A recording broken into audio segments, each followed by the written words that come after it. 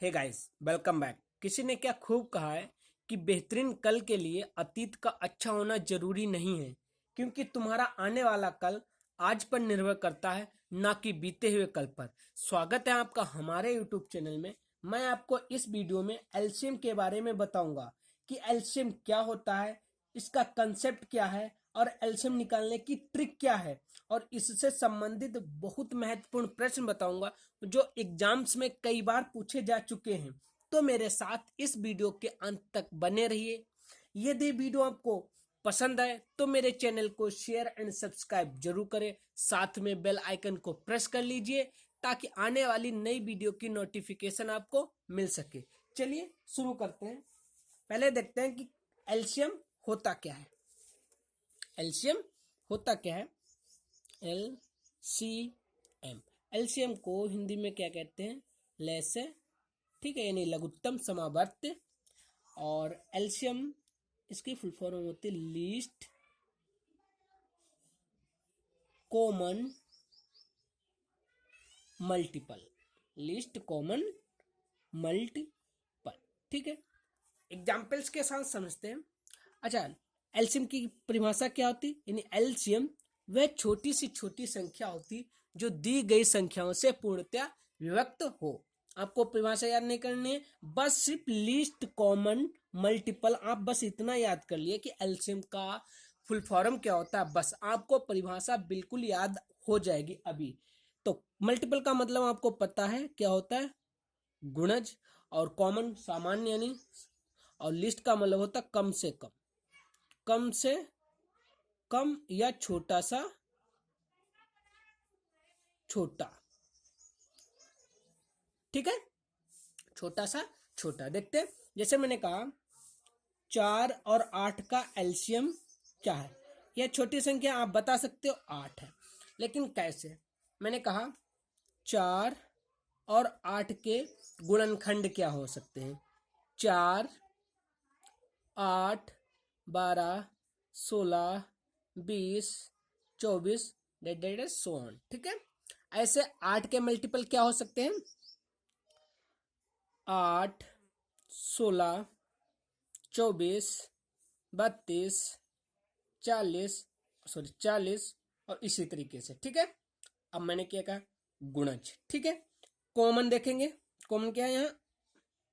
यहाँ पर भी 8 है, यहाँ पर भी 16 है हमारा, और यहाँ पर भी हमारा 24 है, और 24 यहाँ पर भी। लेकिन हमें कौन सा लेना है? छोटा सा छोटा, यानी लीस्ट कॉमन मल्टीपल। यानी एलसीएम वह संख्या होती है जो दी गई संख्या से पूर्णतया विभक्त हो। यानी एलसीएम वह संख्या होती है जो दी गई संख्याओं से पूर्णतया विभक्त और छोटा सा छोटा हो। समझ में आ गया होगा। जैसे 8 अब एलसीएम है जो 4 से भी पूरा कट रहा है और 8 से भी कट रहा है और छोटा सा छोटा हो। मैंने कैसे किया? अब देखो 16 भी ले सकते हैं, गुणज है 16, लेकिन वह छोटा नहीं, वह फिर एक मतलब बड़ा हो जाएगा। समझ में नहीं? समझ? एक और प्रश्न देखते हैं एग्जाम्पल्स के साथ। जैसे मैंने कहा 12 और 16 का एलसीएम बताओ। तो एलसीएम कैसे? पहले हम 12 और 16 के मल्टीपल कर लेंगे। 12 और 16 के मल्टीपल क्या हो सकते हैं?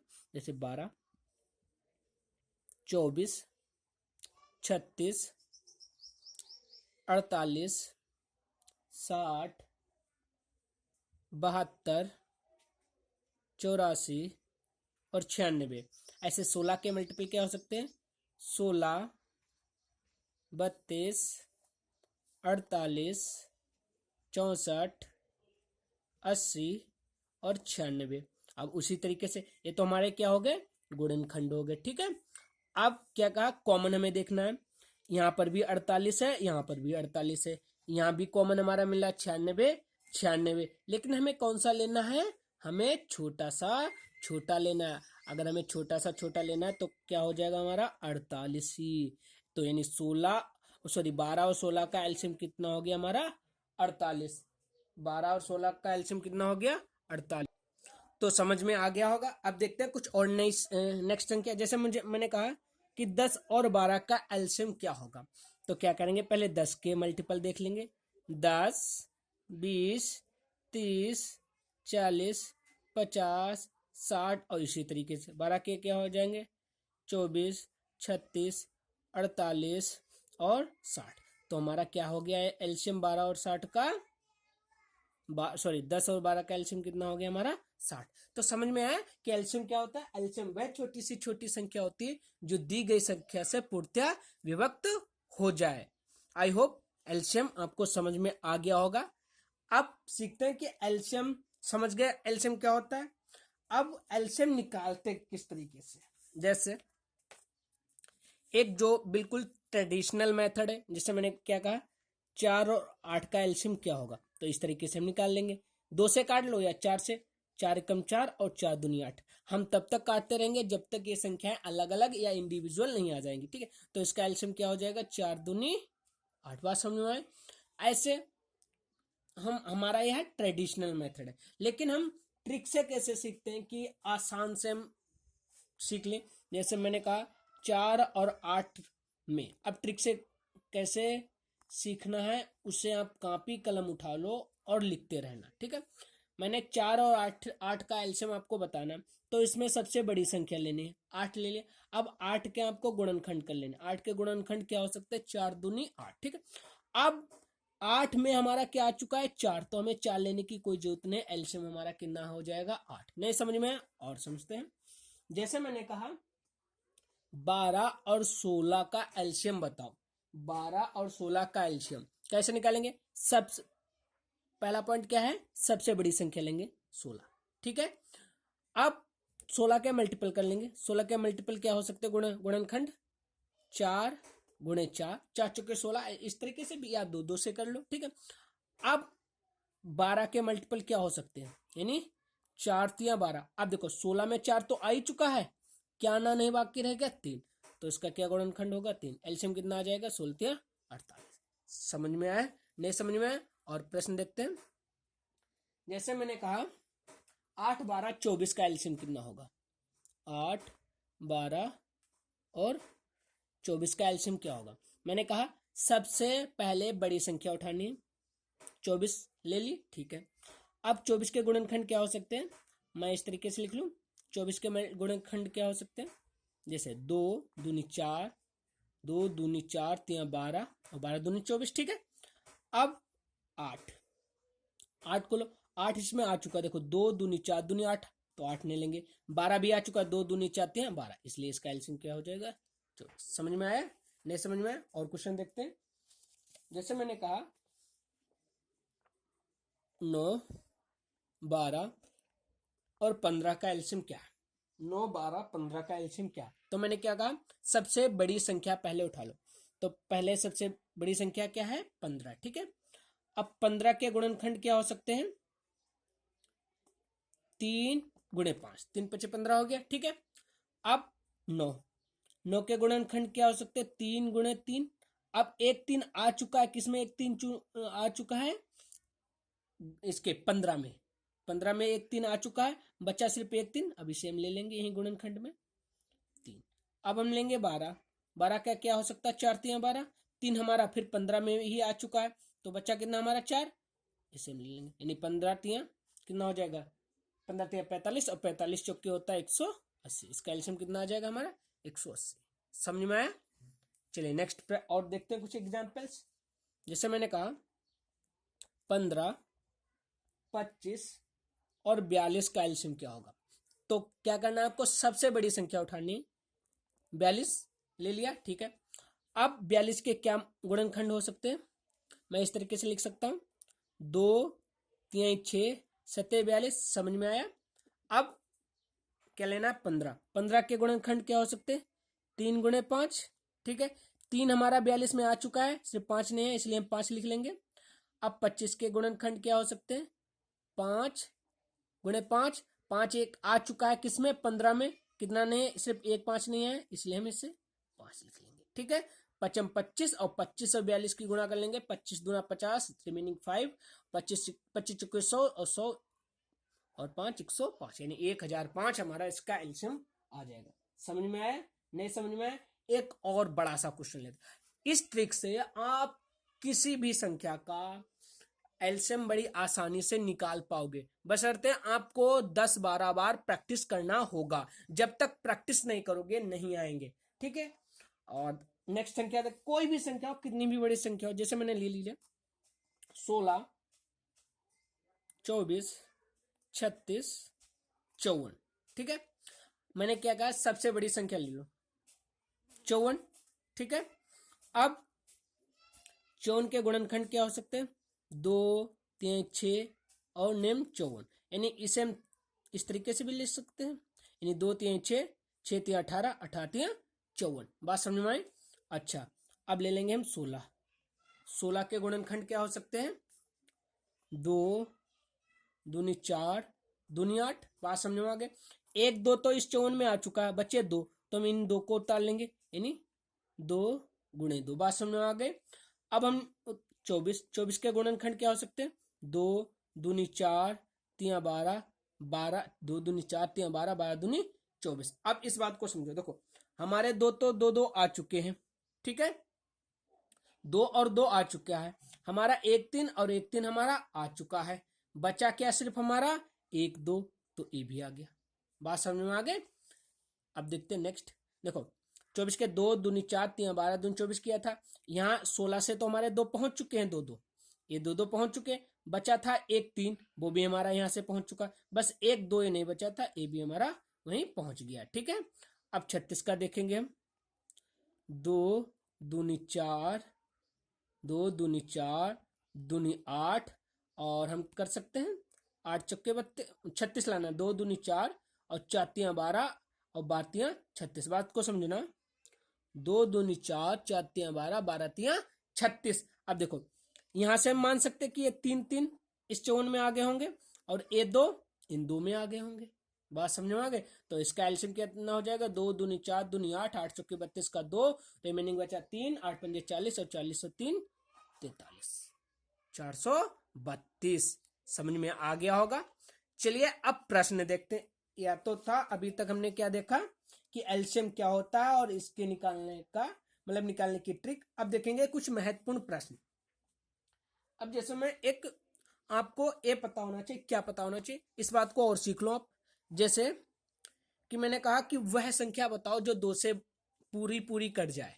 मैंने क्या कहा, वह संख्या बताओ जो 2 से पूरी पूरी कट जाए। आप कहोगे सम संख्या कट जाएगी और जिसके मतलब जिसकी एंडिंग 0 होगी। क्या कहा, जो सम संख्याएं होंगी और जिसका अंत 0 से होगा, यानी 2 4 6 8 इस तरीके से, और 0 एक किससे कट जाएंगी, 2 से कट जाएंगी। ठीक है, मैंने क्या कहा, 4 से संख्या बताओ, तो आप कहोगे कि जो इकाई अंक इकाई और दहाई अंक, इकाई और दहाई अंक मतलब जैसे मैं एग्जांपल्स के बताऊं, जैसे 416 है तो मैं कह सकता हूं कि ये आराम से किससे कट जाएगी, 4 से कट जाए। क्योंकि हमें क्या देखना होगा, इकाई अंक देखना होगा, इकाई और दहाई अंक देखना होगा। ठीक है, मैंने क्या कहा, अगर 4 से वह संख्या भाज्य होगी जिसके मतलब इकाई अंक हमें देखना पड़े, इकाई और दहाई। जैसे 416 आराम से किससे भाज्य हो जाएगी, 4 से। मैंने कोई भी संख्या ले लो, मैंने ले लिया 716, ये भी मतलब कहने का मतलब अगर इकाई और दहाई 4 से भाज्य हो रहे तो इससे पहले कोई भी संख्या है वो 4 से भाज्य हो जाएगी। अब 8 में क्या होता है, 8 में हमें कौन सी संख्या देखनी होती है, जो इकाई दहाई सैकड़ा। जैसे एग्जाम्पल मैं ले लू 7512, तो इसमें क्या देखना होगा, इकाई दहाई सैकड़ा। अगर यह संख्या हमारी 8 से भाज्य हो रही तो इधर कोई भी संख्या हो वो भी 8 से भाज्य हो जाएगी। देखो इसे काट के देखते हैं, 8 ने 72 हो जाएगा, 8 ने 72, कितना बचेगा, 3 एक उतार लेंगे, 8 3 24, 8 3 24, कितना बचेगा हमारा 7, फिर 8 ने 72। समझ में आ गया। यानी 4 में क्या देखेंगे हम, इकाई दहाई, और 8 में क्या देखेंगे हम, वो इकाई दहाई सैकड़ा। अब आपको जो याद करना है वो 3 और 9 का नियम याद करना। 3 और 9 का नियम वह नियम होता है, जैसे अगर मैं कह दूं कि 3 और 9 से वह संख्या भाज्य होगी, मतलब जो संख्याओं का योग यदि, जैसे मैं एग्जाम्पल्स के साथ समझाना बताऊं आपको। जैसे मैंने कहा 6 7 4 5 0 2, मैंने कहा क्या यह 3 से भाज्य होगी, तो 3 से जब ही यह संख्या भाज्य होगी जब इन सारों अंकों का योग अगर 3 से भाज्य है। जोड़ के देखते, 5 2 7, 7 4 11 और 11 6 17, 17 7 कितना हो गया 24, यानी ये संख्या 3 से भाज्य हो जाएगी। इसी तरीके से नौ का नियम भी होता है। नौ का नियम क्या होता है, जैसे अगर संख्याओं का योग अगर 9 से पूर्णतः विभक्त हो रहा है तो वह संख्या भी 9 से विभक्त हो जाएगी। एग्जाम्पल्स के तौर में समझाना चाहता हूँ, जैसे 9 5 6 4 2 1। ठीक है, देखते हैं। 9 5 14, 14 6 20, 20 और 4 26, 26 20 4 24, 24 2 26, 26 1 27। तो यह भी संख्या आपका ऐसे डिवाइड हो जाएगी हमारी 9 से। समझ में आ गए? ये नेम मतलब यह नियम आप याद कर लो।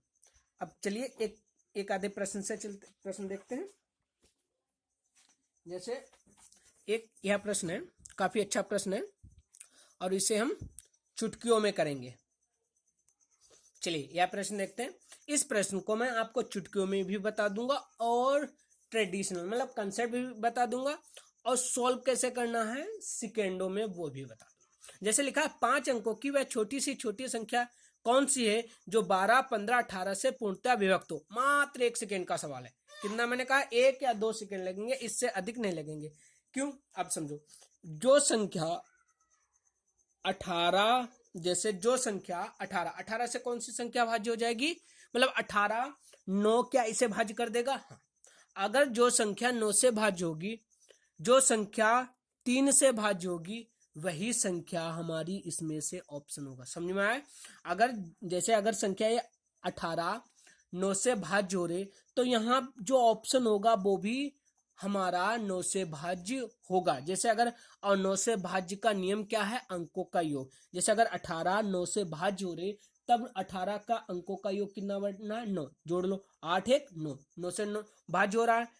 अब यहाँ अगर हम ऑप्शन ए देखें तो 1 1 2 9 से भाज्य नहीं होगी, यानी मतलब यह ऑप्शन नहीं होगा। 5 1 6, 6 1 7, यह भी ऑप्शन नहीं होगा। 2 1 3, यह भी ऑप्शन नहीं होगा।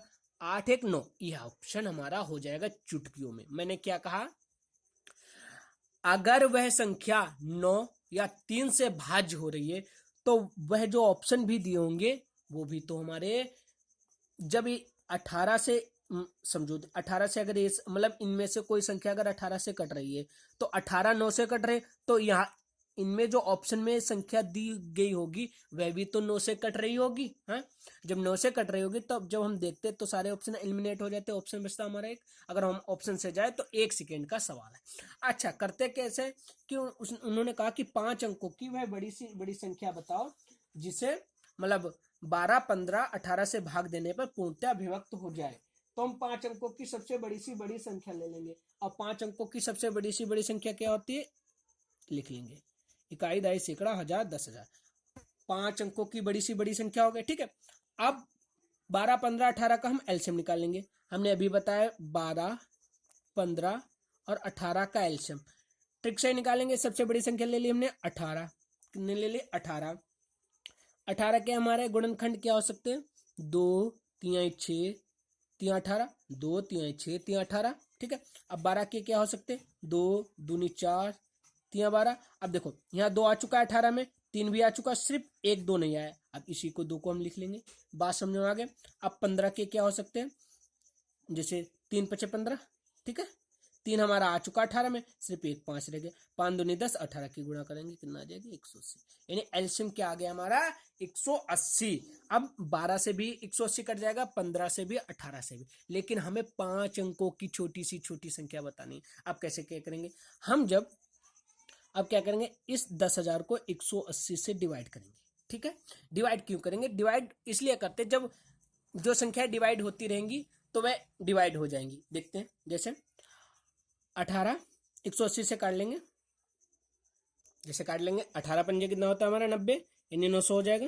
18 पंजे 90 यानी 900, कितना बचेगा 100। फिर ताल लेंगे, 18 पंजे 90 यानी 900, कितना बचा हमारा 100। अब बात समझो, अगर शेषफल 100 बच रहा है, अगर इसमें मैं 80 ऐड कर लूं तो कितना हो जाएगा 180, यानी पूरा पूरा कट जाएगा। बात समझो, मैंने क्या कहा, अगर ये जो 100 शेषफल बच रहा है इसमें अगर मैं 80 ऐड कर लूं और तो यह संख्या, और वही 80 इसमें जोड़ दूं, वही 80 इसमें जोड़ दूं, जो 100 शेषफल बच रहा है, 100 शेषफल बच रहा है, अगर मैं इसमें 80 जोड़ दूं और वही 80 मैं इसमें जोड़ दूं, तो वह संख्या आ जाएगी जो 180 से पूर्णतः विभक्त होगी। जब 180 से पूर्णतः विभक्त होगी तो इन संख्याओं से भी पूर्णतः विभक्त हो जाएगी। यानी हमारे पास कितना था, 10,000 और प्लस 180, सॉरी 80, सिर्फ 80 ऐड कर लेंगे तो कितना आ जाएगा हमारा 1080, और यही हमारा सॉरी 10,080, यही हमारा आंसर हो जाएगा। और ऑप्शन से समझ गए होंगे। चलिए कुछ नेक्स्ट प्रश्न देखते हैं। प्रश्न जैसे अभी मैंने यह प्रश्न आपको उदाहरण में कराया, जैसे फिर दोबारा करा दूं। 16, 24, 36, 54 का एलसीएम क्या है? तो क्या मैंने कहा सबसे बड़ी संख्या लेना है, 54 ले लिया। 54 के क्या मल्टीपल हो सकते हैं उन्हें लिख लो, 2 3 6 3 18, 18 3 54, समझ में आ गया। अब 16 के क्या गुणनखंड हो सकते, 2 दूनी 4 दूनी 8 दूनी 16। अब 2 यहाँ 54 में 2 आ चुका है, कितने बच्चे 2 2 2 बच्चे, हमें इन्हें लिखने, इन 2 दूनी 4 दूनी 8, 8 लिख लें, ठीक है। अब कितना बच्चा हमारा 24 के क्या गुणनखंड हो सकते, 2 दूनी 4 3 12 और 12 दूनी 24, यानी 2 दूनी 4 3 12 और 12 दूनी 24, 8 3 24 के। अब देखो 16 में मान सकते हो 8 आ चुका, तो 2 दूनी 4 और 3 भी हमारा इस 54 में आ चुका है, चाहे यहाँ से देख लो, ठीक है। 36 को हम कैसे करेंगे, 2 दूनी 4 दूनी 8, 2 दूनी 4 3 12 से कर लो, और 12 3 36, 2 दूनी 4, ठीक, 2 दूनी 4 3 12 12 3 36, और 36 भी। अब देखो 2 2 हमारे 16 में भी आ चुके हैं, ठीक है, और 24 में भी आ चुके हैं, 3 3 हमारे 54 में आ चुके हैं, ठीक है, हमें लेने की जरूरत नहीं। तो हमारा एलसीएम कितना हो जाएगा, 8 चौके 32 का 2, रिमेनिंग 3, और 8 पंजे 40, और 40 और 3 43, ठीक है। चलिए नेक्स्ट प्रश्न पे चलते हैं। नेक्स्ट प्रश्न क्या है, वह छोटी सी छोटी संख्या ज्ञात करो जो 12 15 20 27 से पूर्णतः विभक्त हो। यानी संख्या कौन सी हमारे पास, 540 180 और 1040। अब यह बताओ, इसे ऑप्शन से भी कर सकते हो और ट्रेडिशनल मेथड से। आपको पता चल गया होगा कि इस क्वेश्चन में हमसे पूछना क्या चाहता है, क्या पूछना चाहते हैं, एलसीएम। क्यों कह रहा, वह छोटी सी छोटी संख्या बताओ जो 12 से भी 15 से भी 20 से भी और 27 से भी विभक्त हो जाए। तो सबसे पहले हम किससे जाएंगे, ऑप्शन से। ऑप्शन से मतलब है, यानी अब ये बताओ, जो संख्या 27 है, 27 9 से पूरी विभाज्य है, और जब ये 27 इस संख्या, इनमें से किसी संख्या को विभाज्य कर देगी, तो वह संख्या भी 9, जो 9 भी तो इन संख्याओं को विभाज्य कर देगा। क्या मैंने कहा, जब 27 इन संख्याओं को विभाज्य कर देगा, तो 9 भी तो इन संख्याओं को विभाज्य कर देगा। और 9 से विभाज्य होने का क्या नियम है, अंकों का योग यदि 9 से भाज्य हो रहा है, तो वह संख्या भी 9 से भाज्य हो जाएगी। हम जोड़ के देखते हैं, 5 4 9 हो जाएगा, 8 1 9 हो जाएगा, 4 1 5, तो ऑप्शन हमारा चला गया। अब बच्चा, अब ऑप्शन 540 होगा या 180 होगा, ठीक है। अब 180 हमारा 12 से भी कट रहा, 15 से 15 एकम 15 15 दूनी 30, ठीक है, कट रहा है। और 12 से देखते हैं, 12 से 15 कट रहा है, 12 से भी कट रहा है, लेकिन हमारा 27 से नहीं कट रहा है, ठीक है। तो इसीलिए इसका ऑप्शन क्या हो जाएगा, 540। और यहाँ तो तुम्हें ऑप्शन मिल गए 2, वहां ऑप्शन बहुत ही कम है, एक ही ऑप्शन मिलता है।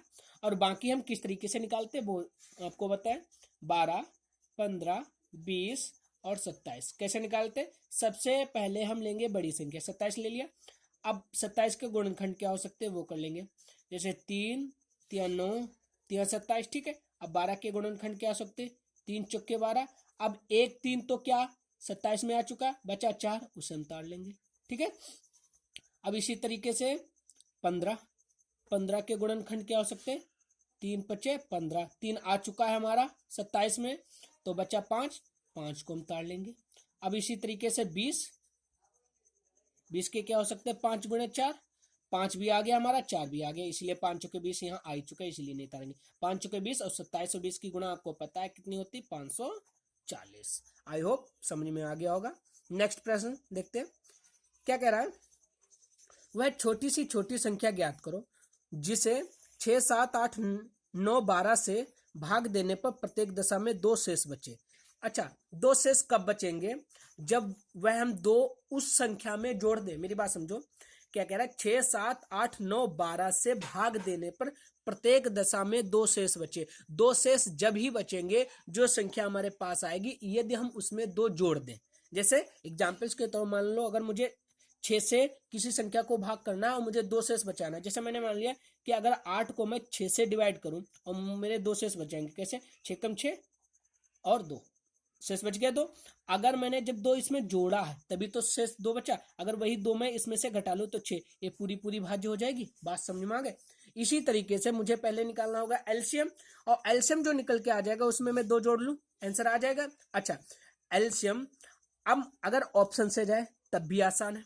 ऑप्शन से क्या है, वही बात है, 9 से संख्या वह भाज्य होगी, 9 से संख्या वह भाज्य होगी जिनका अंकों का योग 9 से भाज्य हो रहा होगा। अंकों का योग अगर 9 से भाज्य हो रहा होगा, बस वह अंकों का योग 9 से भाज्य और उससे 2 अधिक होना चाहिए, क्योंकि 2 शेष बचाना है। अंकों का योग 9 से भाज्य हो रहा हो और 2 हमें बचाना है शेष, इसलिए देखेंगे 2 1 3 5 3 8 नहीं, 2 1 3 नहीं, 6 5 11 हाँ हो सकता है 6 5 11, क्योंकि इसका योग कितना हो गया 5 0 6, 6 5 11 हो गया। और जब हम इसे 9 से भाग करेंगे, 11 को 9 से भाग करेंगे, शेष भी तो हमारा 2 बच रहा, 5 4 9, ये पूरा पूरा कट रहा है, लेकिन यह प्रत्येक दशा में 2 शेष बचना चाहिए। ट्रेडिशनल मेथड से इसका देख लें, जैसे हमारा कितना है 12, सबसे बड़ी संख्या ले लेंगे हम 12, ठीक है, और 12, अब फिर हम लेंगे 6, 12 के गुणनखंड आपको पता है 6 दूनी 12 हो जाएगा या 2 दूनी, अब 6, अब नेक्स्ट 6 तो 6 कम 6, 6 आ चुका है हमारा 12 में, नहीं लेंगे। 7, 7 कम 7, 7 ले लेंगे, ठीक है, बचा 8, 8 हम इस तरीके से लिख सकते हैं, जैसे अगर मैं यहाँ 6 इस तरीके से इसके गुणनखंड कर लूँ, 4 इस तरीके से 2 दूनी 4 3 12, ठीक है, तो 2 दूनी 4 दूनी 8, तो यहाँ से सिर्फ 2 ही आएगा क्योंकि 12 में 2 2 आ चुके हैं, ठीक है। अब बच्चा हमारा 9, 9 के गुणनखंड क्या हो गया 3 गुणे 3, 3 3 9, 1 3 आ चुका, तो रिमेनिंग बचा 1 3, तो 3 दूनी 6 और 6 की 7 में कर लेंगे, 6 7 42, 42 और 12 की गुणा कर लेंगे, 12 दूनी 24, रिमेनिंग 2 बच चुका 48, तो 2 50, यानी 504 क्या हो गया, वह संख्या जो इनसे पूरा पूरा भाज्य होगी। लेकिन 2 शेष जब भी बचेगा जब हम इसमें 2 ऐड करेंगे, इसलिए आंसर हमारा क्या होगा 506, चाहे ऑप्शन से जाओ चाहे इस तरीके से। नेक्स्ट प्रश्न पे चलते हैं।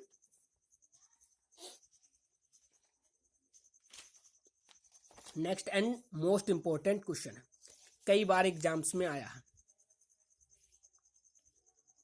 क्या कह रहा, 4 घंटियां एक साथ बजने के बाद क्रमशः 30 मिनट, 1 घंटा 90 मिनट तथा 1 घंटा 45 मिनट के बाद बजती हैं। यदि ये दोपहर 12 बजे एक साथ बजी हों तो पुनः इकट्ठा कब बजेंगी। कहने का मतलब है, अगर कह रहा कि ये 12 बजे एक साथ बजी हो, मान लो तुम्हारे घर 4 घड़ी हैं, 4 घड़ी हैं और वह एक साथ बजी थी 12 बजे, अब वह एक साथ कब बजेंगी। एग्जाम्पल्स के साथ मैं पहले तुम्हें समझाऊं। जैसे मान लो कि मैंने कहा कि मेरे पास 2 घड़ी हैं, एक घड़ी, और चलो मैं दूसरे पेज पे इसको समझा रहा हूं मैं आपको इसी क्वेश्चन को। जैसे मान लो मेरे पास 2 घड़ी है, एक घड़ी है और एक घड़ी है, इसमें 2 बज रहा है, यानी 2 नहीं, मतलब इसमें और इसमें 2 और 4, मैंने कहा कि ये 2 मिनट के अंतराल पर एक साथ मतलब ये 2 मिनट के अंतराल पर बजती है और ये 4 मिनट के अंतराल पर बजती है। मैंने क्या कहा, यह घड़ी जो है इसकी घंटे की सुई 2 मिनट के बाद, घंटे की नहीं सुई, मिनट की सुई 2 मिनट के बाद बजती है और इसकी 4 मिनट के अंतराल पर बजती है। अच्छा, अब अगली, जैसे यहाँ बजली, अब कितना हो गया 4 पर बजेगी, फिर 6 पर बजेगी, फिर कितने पे बजेगी 8 पे बजेगी, लेकिन जो 4 होगा यहाँ तो 2, अब 4 यहाँ पर बजेगा, फिर 4 कब बजेगा हमारा जाके, अगली घंटी 8, यानी एक तो यहाँ पर बज लेगा, फिर यहाँ पर साथ में बजेंगी, फिर कब बजेंगी 8 पर बजेगी। अब जैसे यहाँ 10 हो गया और यहाँ 12 हो गया, नहीं बजेगा।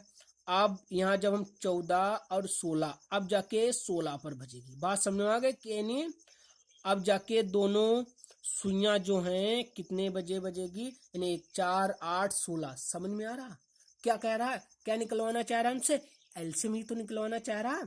क्या कह रहा है, एग्जाम्पल्स के साथ और समझते हैं। जैसे मैंने कहा मेरे पास 2 घड़ी है, एक 3 घंटे के अंतराल पर बजती है और एक 4 घंटे के अंतराल पर बजती है। 2 मेरे पास घड़ी हैं और दोनों घड़ी की जो सुइयां हैं या 3 घंटे के अंतराल पर ये बजती है और ये 4 घंटे के अंतराल पर बजती है। अब ये 12 बजे मान लो बज चुकी हैं, 12 बजे मान लो ये 3 घंटे के अंतराल पर बजती है, 4 घंटे के अंतराल पर बजती है। मुझे नहीं पता घड़ी में कितना बजा हुआ है, लेकिन ये 12 बजे दोनों एक साथ बज चुकी हैं। बात को समझना, दोनों 12 बजे मतलब एक साथ बज चुकी है। अब आगे कब बजेंगी, जैसे अब इसके क्या हो सकते हैं 3 के बाद, अब अंतराल क्या होगा 6, अंतराल कितना होगा 9, अंतराल कितना होगा 12। अब इसका अंतराल कितना होगा, जैसे यहाँ पर मैं 8, अब क्या होगा अंतराल 12। यानी मैं कह सकता हूँ अगर ये 3 घंटे, अब मैं कहूंगा कि ये 12 घंटे के अंतराल पर, यानी 12 घंटे बाद ये जो कुछ यहाँ पे अंतर बचा उसके बाद ये मिलेंगी जाके, नहीं बजेंगी जाके एक साथ। समझ में आया? क्या निकलवाना चाहता है हमसे? एलसीएम। तो यानी अब देखेंगे क्वेश्चन क्या कह रहा है कि 4 घंटियां हैं, 30 मिनट, 30 मिनट, 1 घंटा 90 मिनट, 1 घंटा 45 मिनट, यानी 105 मिनट के बाद, मतलब ये सारा मिनट है, एक साथ बजती हैं। ये दोपहर 1 बजे मतलब बजी थी, 30 मिनट, 60 मिनट, 90 मिनट, 4। तुम्हारे घर 4 घड़ी हैं, घंटियां मान लो 4 घंटियां हैं जो 30 मिनट, 60 मिनट, 90 मिनट, 105 मिनट, 12 बजे एक साथ बज गई थी। अब आगे जो बज रही हैं वो इसी अंतराल पर बजती हैं। तो अब आगे कब बजेंगी? ठीक है, तो अब हम पहले निकाल लेंगे एलसीएम। एलसीएम निकालने का मैंने बताया कि सबसे बड़ी संख्या लेनी, 105 हो गया। अब 105 के क्या मल्टीपल हो सकता है? आई थिंक ये सारे 15 की, तो 15 से लेके चलो आसान हो जाएगा। 105 15 7 105, ठीक है। 30 क्या हो जाएगा, 15 दूनी 30, 15 आ चुका, सिर्फ 2 आना बाकी है, ठीक है। अब 60 का क्या हो सकता है? मैं 60 का ऐसे लिख लूँ, 15 दूनी 30, 15 दूनी 30 दूनी 60, 15 दो आ चुका है, इसमें कितना बचा? सिर्फ ये 2 बचा, 90 लेके आना है। तो मैं क्या कर सकता हूँ, 15 दूनी 30, 15 दूनी 30 और 30 3 90, सिर्फ कितना बचा हमारा? 3।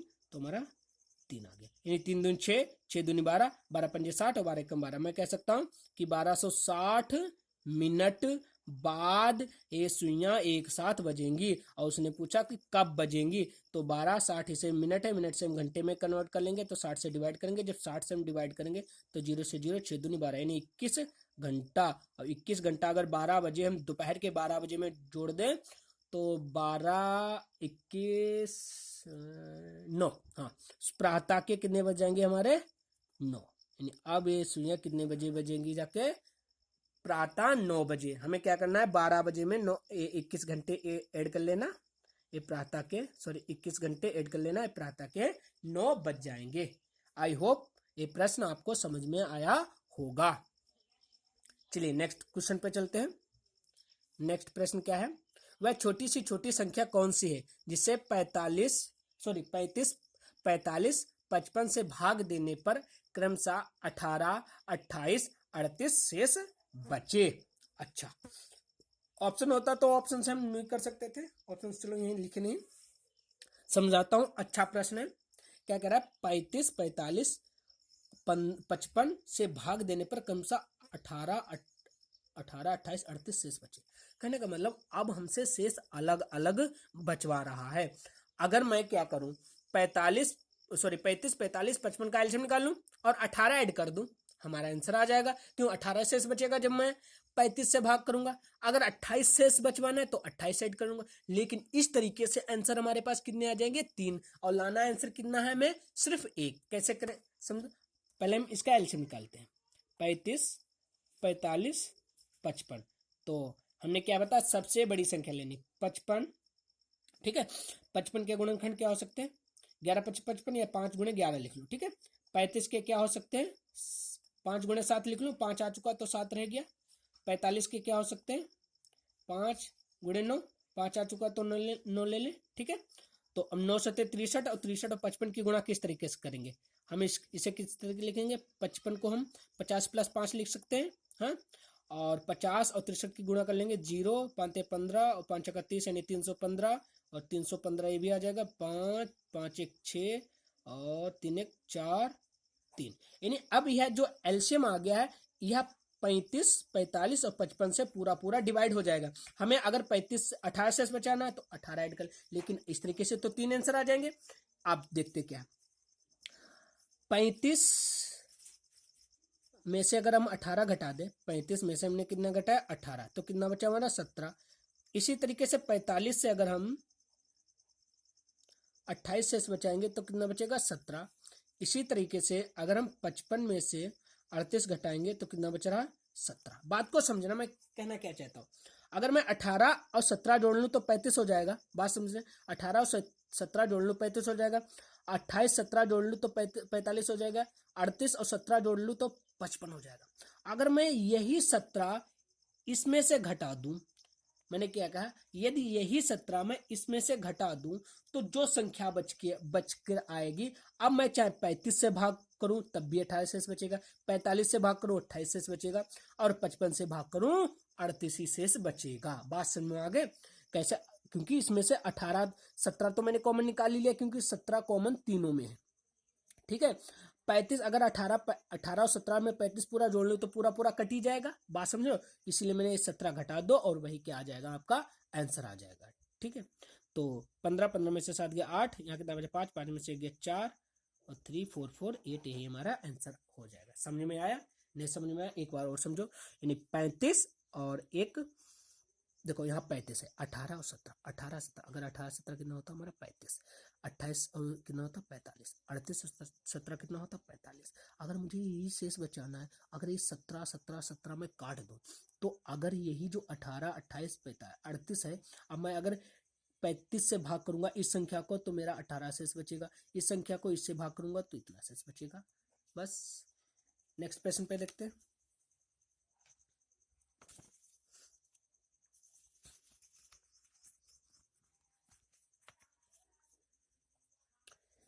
क्या कह रहे हैं, वह छोटी सी छोटी संख्या कौन सी जिसे 5 6 8 9 12 से भाग देने पर प्रत्येक दशा में एक शेष बचे और 13 से पूर्णतः विभक्त हो। अब ऐसे प्रश्नों को हम ऑप्शन से भी कर सकते हैं या वगैरह ऑप्शन से भी कर सकते हैं। ट्रेडिशनल मेथड क्या है वो भी मैं बताऊंगा।